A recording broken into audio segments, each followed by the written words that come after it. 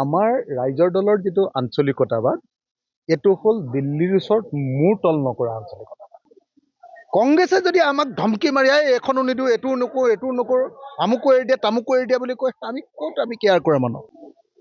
গতিকে আমাক যদি কোনোবাই মানে একদম ধমকি মাৰি ক'ব খোজে তেতিয়াহ'লে আমি কাৰো কথা নুশুনো। আমি হ'লো স্বাভিমানী জাতীয়তাবাদী আঞ্চলিক শক্তি, আমি কি কেয়াৰ কৰিম? গতিকে এইটো কথা সকলোৱে মনত ৰাখিলে, সন্মান কৰিলেহে বন্ধুত্ব থাকে। ইনচাল্ট কৰিলে, অহংকাৰ দেখিলে কেতিয়াও বন্ধুত্ব থাকিব নোৱাৰে।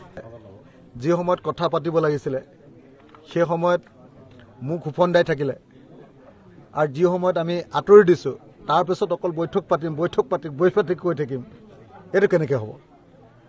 যেতিয়া আমি কৈ আছিলোঁ যে আহক বহি লওঁ, আমি বিজেপিক হৰুৱাওঁ, একেলগে কথা পাতোঁ, আপোনালোকে আমি 25,000 ভোট পোৱা, কংগ্ৰেছে 5,000 ভোট পাইছিলে, আমি 25,000 ভোট পাইছিলোঁ, ডিএমঅ সমষ্টিক বিচাৰিছে দি দিছোঁ, যাওক লৈ লওক, আমি বিজেপিক খেদিব লাগে,